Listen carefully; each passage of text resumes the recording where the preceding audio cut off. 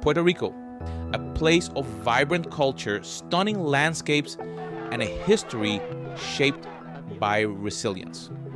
But behind the beaches and salsa rhythms lies a complex political story, one that continues to shape the island's future.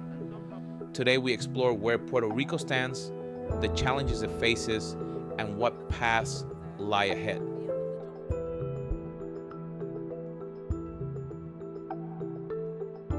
For over a century, Puerto Rico has been a territory of the United States, a relationship born from the Spanish-American War in 1898. Since then, the island has developed a unique political status, not a state, not a sovereign nation, but something in between.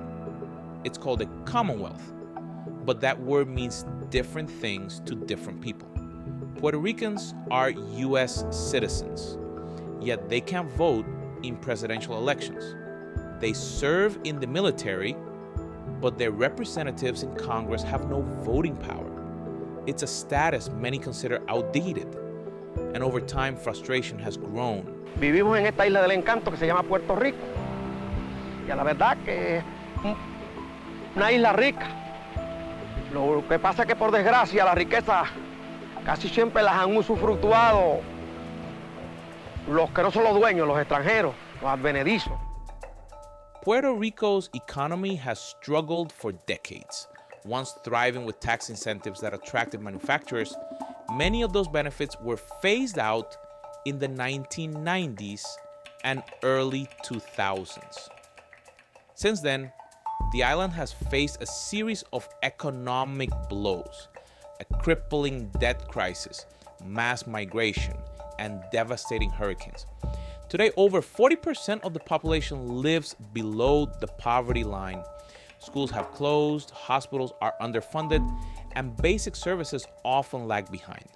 Many blame mismanagement. Others point to the limits of a territory reliant on federal oversight without full political representation.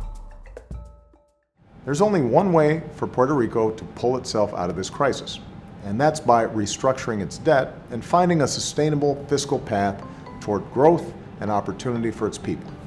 In 2016, Congress passed PROMESA, a law establishing a federally appointed fiscal oversight board to manage Puerto Rico's debt. Critics call it colonialism in modern form. 7 unelected individuals making decisions over the island's budget, sometimes overriding the will of local leaders. Supporters argue it was necessary to stabilize the economy, but for many on the island, it reinforced the idea that Puerto Rico is not in control of its own destiny. Puerto Rico's status has long been debated. Should it become the 51st state, remain a territory, or finally become independent? Polls and referendums have offered mixed signals, often with low voter turnout and unclear mandates. Still, each path offers its own risks and opportunities. Statehood promises equal rights, federal funding, and representation. Independence offers full control, national identity, and economic self-determination. But it also means building systems from scratch.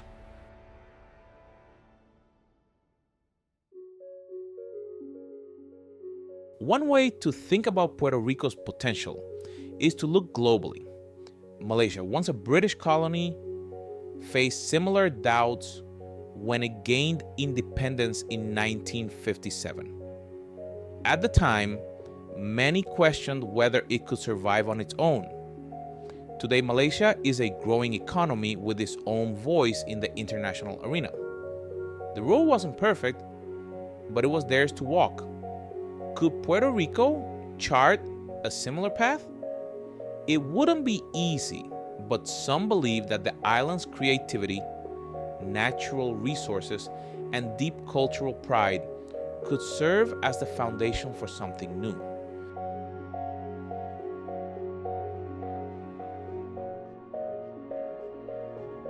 Puerto Ricans have never lacked identity. Whether on the island or across the diaspora, Boricuas carry their culture with pride. But for many, especially the younger generation, questions about the future remain. Why do so many leave? Why can't the island retain its doctors, its teachers, its future? Is it because of limited opportunity or because decisions are made elsewhere? These are the kinds of questions that go beyond politics. They speak to dignity, to purpose, and to the desire for agency.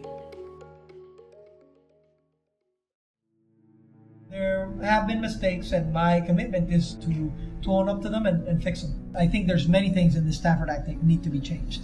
It's very restraining, it's very limiting, and for devastations of a certain magnitude, it really inhibits the progress moving forward. So I think there needs to be a broad discussion on how we make Stafford Act better, how we amend it, and how do we respond to these devastations, because there is no doubt in my mind that with global climate change, this is going to be a significant issue that we're facing, not only in Puerto Rico, but in the rest of the nation and the rest of the world.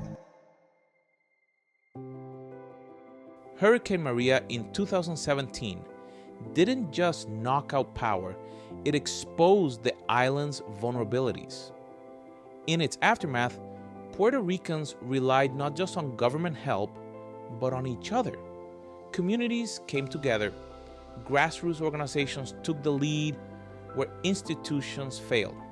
It was a reminder: Puerto Rico may lack sovereignty, but it doesn't lack strength. So where does Puerto Rico go from here?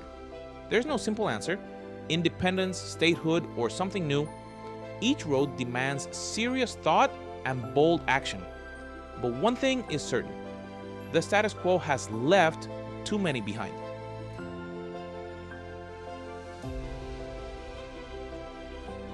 Puerto Rico is more than its politics. It's the sound of bomba, the scent of café colao, the laughter of children jumping into rivers. It's a people who have endured and who deserve a future shaped by their own hands.